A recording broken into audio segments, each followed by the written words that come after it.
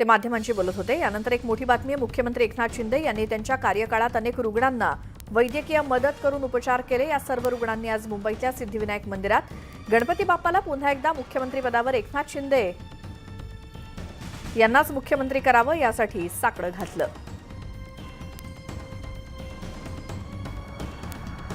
एकनाथ शिंदे मुख्यमंत्री व्हावेत पुन्हा यासाठी सिद्धिविनायक मंदिरामध्ये शिंदेंनी आपल्या कार्यकाळामध्ये ज्या रुग्णांना वैद्यकीय मदत करून त्यांच्यावर उपचार केले, या सर्व रुग्णांनी सिद्धिविनायक मंदिरात येऊन एकनाथ शिंदेंसाठी प्रार्थना केली।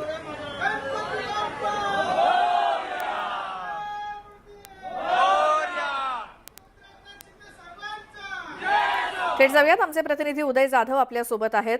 उदय, मुख्यमंत्री सहायता निधीतून आतापर्यंत अनेक जणांना वैद्यकीय मदत मिळालेली आहे, ज्यांच्यावर उपचार झालेत, ज्यांना आणखी आयुष्य जगता येते, असे सगळे आज सिद्धिविनायकाच्या चरणी आलेत। काय त्यांच्या भावना आहेत?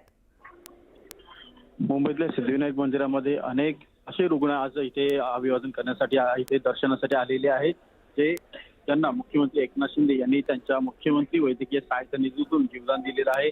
गेल्या 2.5 वर्षाच्या कार्यकाळात आपण पाहिलंय की आतापर्यंत सर्वाधिक रेकॉर्ड ब्रेक असा निधी जो आहे तो वैद्यकीय सहायता निधीला देण्यात आला होता। त्यामुळे राज्यभरातील जे रुग्ण होते, अत्यंत गरीब रुग्ण होते, ज्यांचे उपचार जे आहेत अतिशय महागडे होते, त्यांचा उपचाराचा संपूर्ण खर्च जो आहे तो मुख्यमंत्री कार्यालयाने केला होता, मुख्यमंत्री वैद्यकीय सहायता कक्षाने केला होता। आणि त्यामुळे आता जेव्हा मुख्यमंत्री पदाचा निर्णय होत आहे, अशा वेळेला मुख्यमंत्रीपदी पुन्हा एकनाथ शिंदे यांनाच बसवावे, यांनाच मुख्यमंत्री बनावे, या दृष्टिकोनातून अशी एक साकडं घालण्यासाठी स्वतः सिद्धिविनायकाच्या चरणी अनेक रुग्ण जे आहेत, जे बरे झालेले आहेत, ते इथं आलेले आपल्याला पाहायला मिळतात। अनेक रुग्णांनी सिद्धिविनायक चरणी प्रार्थना केलेली आहे की पुन्हा एकदा मुख्यमंत्री एकनाथ शिंदे हे व्हावेत, अशी त्यांनी प्रार्थना केली। उदय, धन्यवाद या माहितीसाठी।